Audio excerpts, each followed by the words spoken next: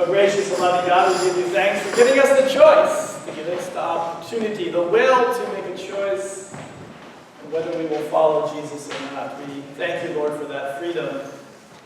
We thank you, Lord, for the opportunity. We thank you for all that it means to walk alongside and behind and with Jesus in this world. We pray, Lord, in our meditations this morning that whatever they may be, that they'll be pleasing unto you, and that as we leave this place, our words and actions will glorify you. In your holy name we pray. Amen. When one wants to accomplish a task or make a life change of any significance, it's important to prayerfully and carefully approach the matter.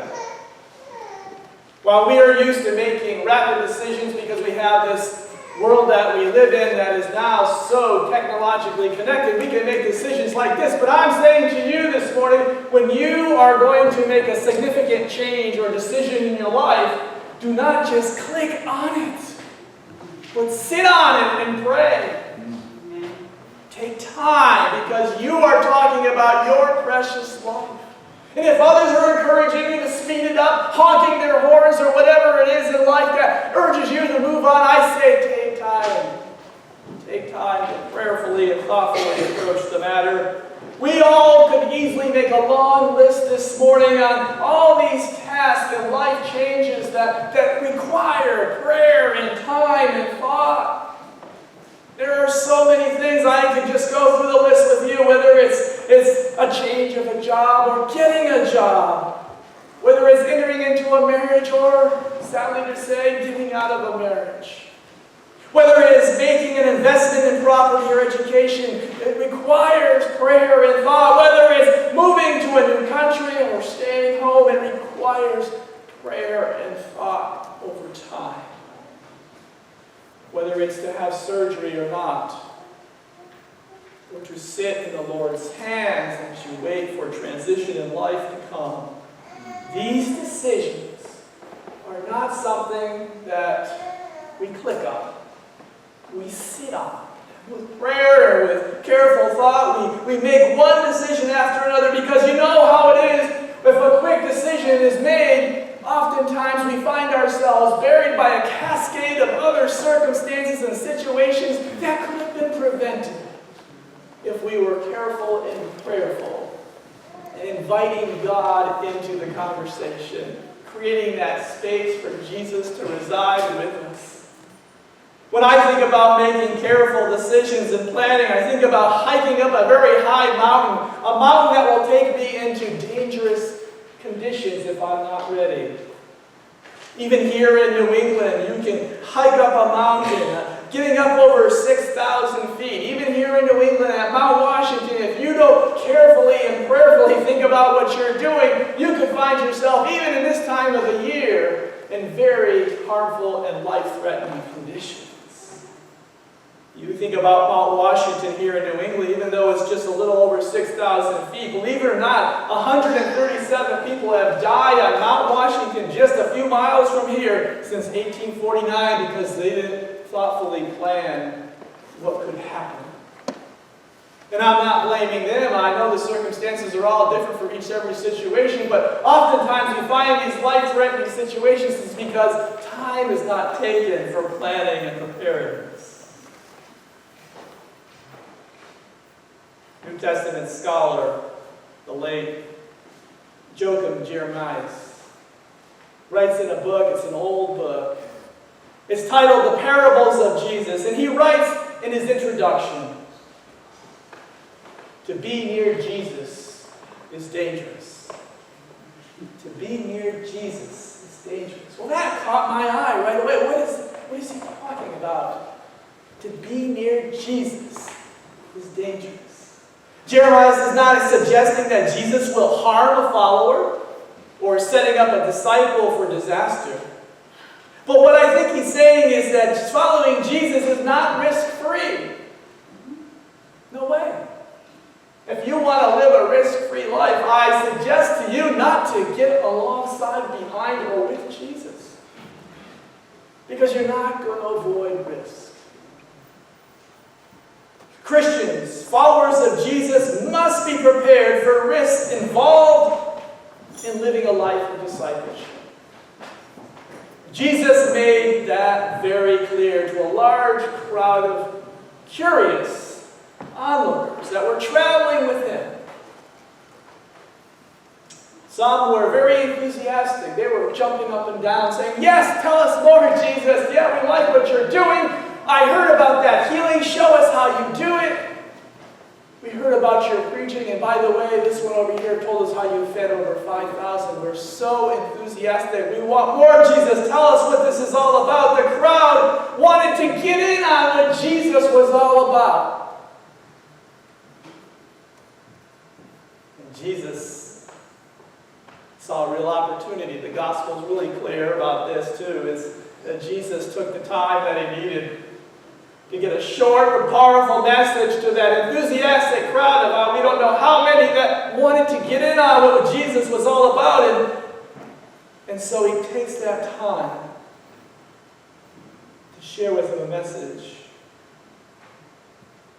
Dietrich Bonhoeffer wrote in his introduction to The Cost of Discipleship, "Only Jesus Christ, who bids us to follow him, knows the journey's end."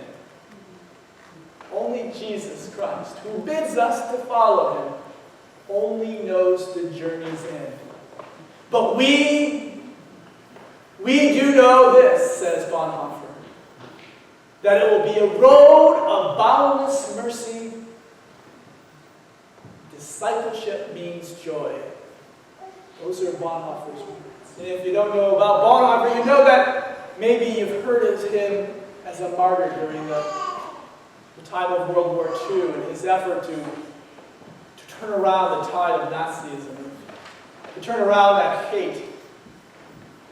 Bonhoeffer gave his life for that. He knew that Jesus had the end for him in his mind and his heart, but that he, Bonhoeffer, would experience the joy and the boundless mercy along the way.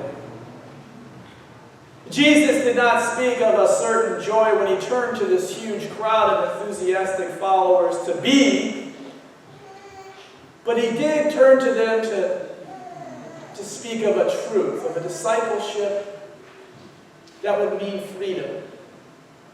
He didn't mention anything about joy of this or joy of that, but he talks about freedom. And he talks about freedom in terms of letting things go.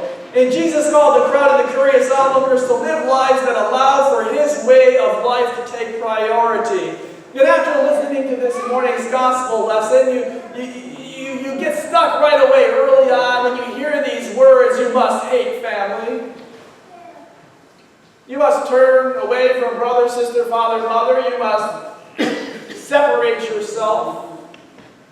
And Jesus is, by the way, is not asking you to use your heart and your mind to hate. That makes no sense in terms of the gospel. Hate has no place in the gospel. What this word does mean in the ancient scripts that told this story is that what it means is to separate yourself, to create a space, to allow Jesus, in this case, to take priority. To take priority. To have a very special space.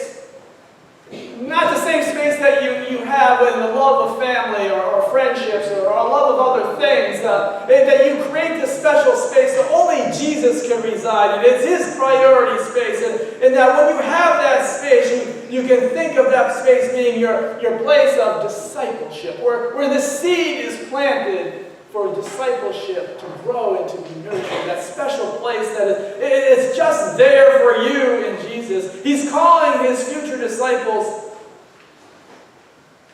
to grow with him, to live with him. And then he says something very powerful that causes us equal pause. He's telling them that they must carry their own cross. And that too, hating your family, it causes us to scratch our heads and say, Jesus, what are you asking us to do to carry our own cross? And one might think that Jesus is asking us to march to death. But what Jesus is doing is calling his future disciples to take on a life of sacrifice. Create a space for me to dwell with you, for us to live together. Abide in you and I'll abide in Christ. And then to take on this life of sacrifice by putting Jesus ahead of others and to open that space into your heart, and then also the encounter at the same time the weight of the cross and what it means to pick up the cross and how it feels to live that life of sacrifice, to live in that example of Christ. It's in this place that we make the decisions that draw us closer to Jesus and further along the path of discipleship. The more we get to know Jesus, the more that we walk in his path, the more that we follow his example, the closer and closer we get, the stronger we get in faith, and we feel that weight of the cross, but it seems not to slow us down, but to speed us up on the path of discipleship.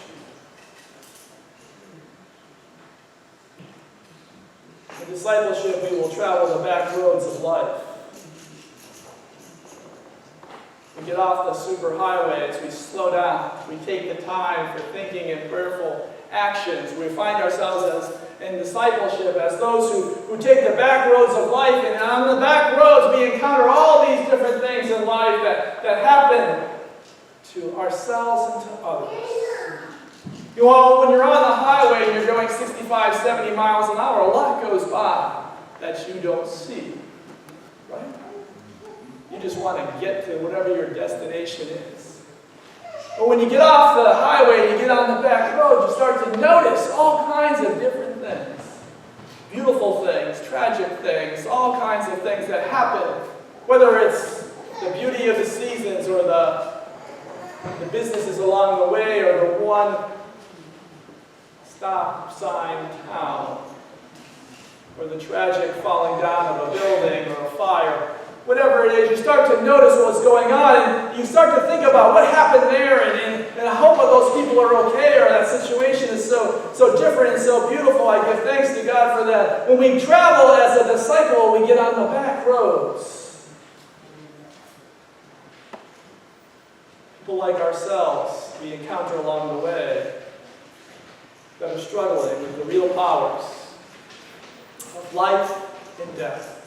Bill Stringfellow wrote in a book years ago, Freedom and Obedience.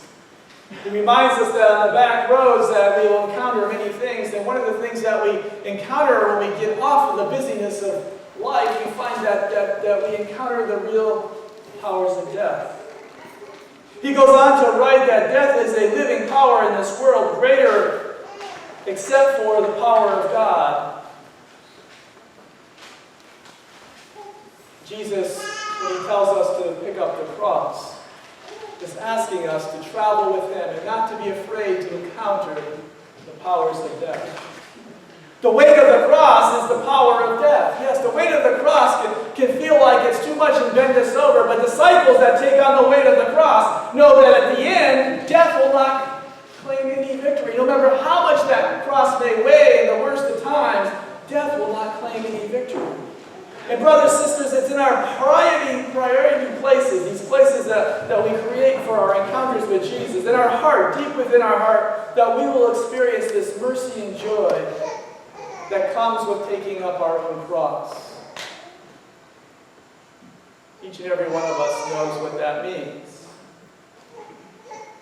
Each and every one of us knows what it can mean to be bent over slightly. Each and every one of us can know that the weight of the cross can be very, very heavy, or the weight of the cross can be very light. It depends on how we look at it and how we understand it. Remember this, though, as you think about the weight of the cross for yourself.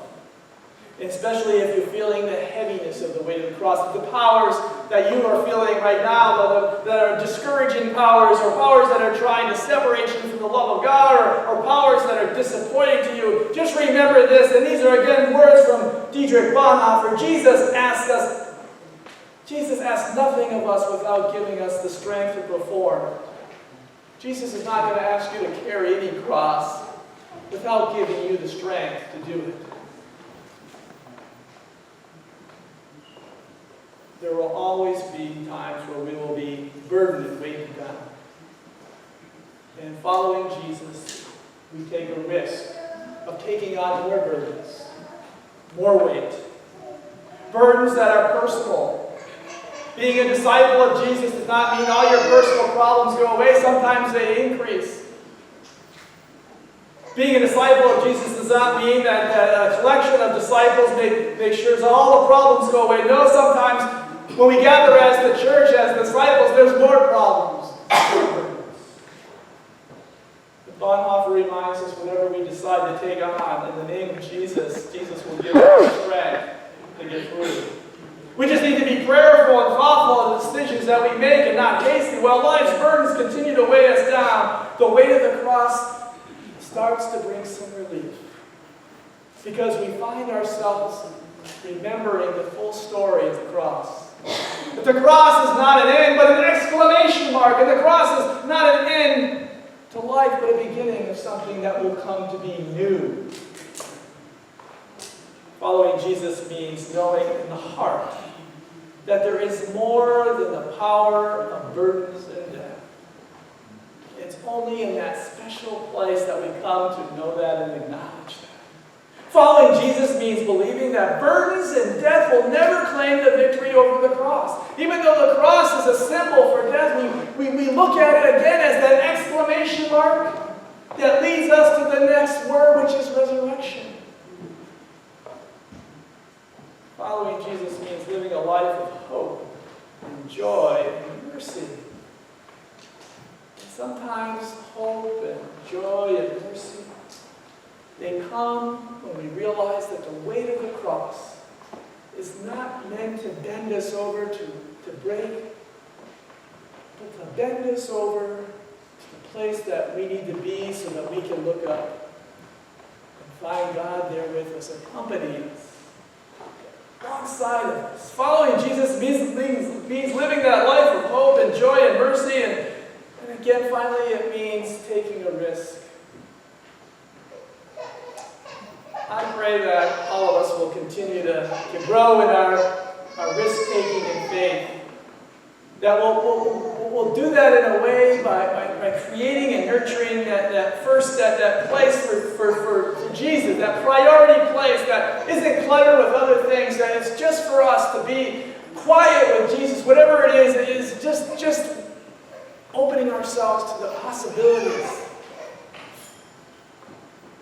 Take that risk and to think about the decisions that we're going to make in that priority place alongside of Jesus, and to ask for the strength to get through whatever it may be or whatever that decision may be, and not to be afraid to also accompany others. Sometimes we don't want to take the risk to accompany others along this journey of faith, and we say, well, I've got enough to do with my own, I just got to keep going with this. And I say, get off to the back roads, get off the highway of self and join up with others along the back roads and find yourself joyfully experiencing the mercy of Christ in the lives of others. I say walk with them and you will walk with Jesus. The weight of the cross is something that is not the end of anything, but the beginning of something new. And I just pray that we come to acknowledge that as disciples, we didn't get into this business of following Christ for the easy way, for the convenient way. We got in this because Jesus gave his all for us. Jesus didn't do anything easy for us. Jesus didn't do anything convenient for us. Jesus gave his all. And I just can't think of anything that I want to do more than just give as much as I can. I'm fragile and I'm not, I don't know if I can give him my all, but I want to, I really do. But I just want to get on that path and take that risk to find out what it would be like to give him my all. I just want to get to that place. I want to get on those back roads with Jesus and find out what does it mean to just live out of that place that Jesus wants me to create for him. He cannot create it for me. I must create it for him. And I just pray for all of us that we personally find that place, and in the church, that the church finds that place, because if the church has that priority place for Jesus, nothing is going to slow it down. And it will travel the back roads, and some days it may be on the highways because it needs to go and respond to things with urgency. Whatever injustice or pain or suffering there is in the world, but to be able to be the church that is driven by the priority place that Jesus has accompanied us to and with and will continue is just amazing to think about what the church can be and do.